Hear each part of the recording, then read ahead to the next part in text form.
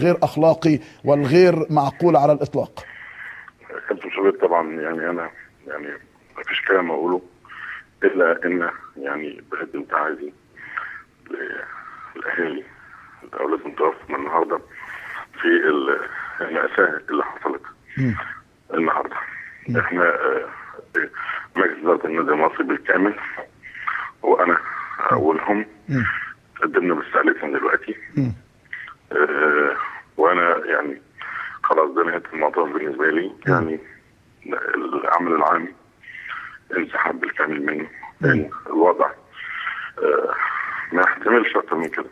نعم. يعني مهما نقول من كلام وشعارات، لكن انا هكون مختصر جدا في كلامي ان اللي حصل النهارده ده مؤامره كبيره جدا. مؤامره كبيره جدا. ايوه. وجماعه المسؤولين عارفين هذا الكلام، عارفين مين اللي مش ممكن ابدا اللي حصل ده ولا نتخيله ان كان يحصل في هذه المباراه. نعم. حتى لو يعني كنا بنلعب مين مش اخواتنا في النادي الاهلي.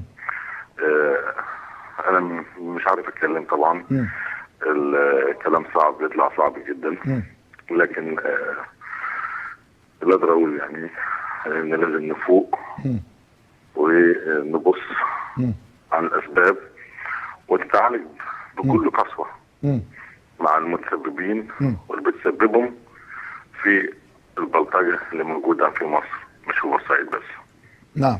استاذ كامل، حاولت بكل الطرق والصوره جايباك وانت بتجتهد مع الجماهير لتهدئتها قبل المباراه، وايضا مع منو الجوزيه، وعلمت انك اصطحبته مشكورا الى مكان امن خوفا على الرجل. لكنه وانا اعلم مدى يعني باحترام الجمهور ليك، ايه اللي حصل؟ ايه اللي وصل الامر الى هذا الحد؟ المصري فائز وقدم واحده من افضل مبارياته، وجماهير النادي الاهلي لم تعترض ولاعيب النادي الاهلي لم يعترضوا، والامور كانت يعني طبيعيه جدا. يعني لو ان المصري خاسر، لو ان الحكم ظلمهم، لو لكن كل ده لم يحدث. برايك ايه اللي حصل يا استاذ كامل؟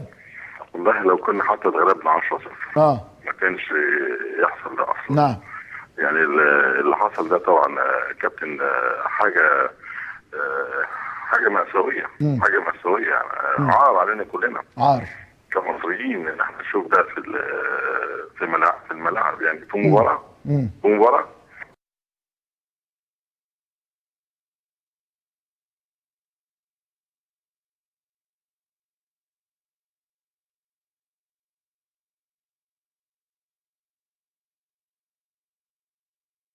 وكله بيتحجج بان هو تخيل على البلد. ايوه.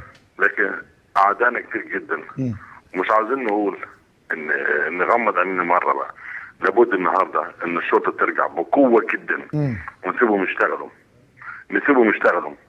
لما يمسكوا واحد بلطجي ما ندافعش عنه. لما يكون في عقاب على اي حد ما ندافعش عنه. لابد ان الشرطه ترجع بقوه جدا اذا كنا عاوزين مصر تعيش. وده المخطط لاسقاط الدوله. اللي حصل النهارده ده مخطط لاسقاط الدوله. مش ممكن ابدا فريق يكون كسبان 3-1 يكون يعني الطبيعي جدا يكون في احتفاليه مش موته وخروج عن كل القواعد الاخلاق اللي موجوده. انا بقول هذا الكلام يمكن هيزعل بعض الناس كتير جدا مني، لكن اللي انا حاسس بيه واللي انا يعني بفكر فيه هو ده اللي حصل، وهو ده اللي انا مقتنع بيه. وانا واحد من الناس حزين جدا جدا جدا على اللي حصل، لان ده حاجه يعني ما كانش حد تخطر على باله. لم تحدث في اي مباراه هذا العدد من الموتى. حرام ده اولاد يعني عندهم اهل وعندهم اب وام وعندهم كل شيء. فطبعا انا مجرب هذا ان لما واحد يفقد ابنه. طبعا انت جربتها، ربنا يكون في عونك طبعا. حاجه صعبه جدا. لكن اللي انا اقدر له يا كابتن ان يعني مش عارف احنا عارفين، لكن اذا ما كانش في رد حازم لكل الناس اللي بيطلعوا النهارده تظاهروا على مش عارف على ايه ويتكلموا على ايه مش عارف على ايه ونشتم، مفيش حد ليه كبير النهارده. لازم يكون لنا واحد كبير نحترمه. ولازم نخاف. ولازم نهزم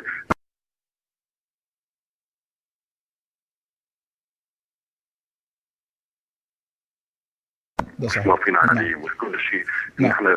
احنا عاوزين نهاجم وعاوزين نعمل وعاوزين نعمل كل عمل فيها بطل. كان اقول لك هذا لا، في كتير جدا خونه بيننا، في كتير جدا خناقه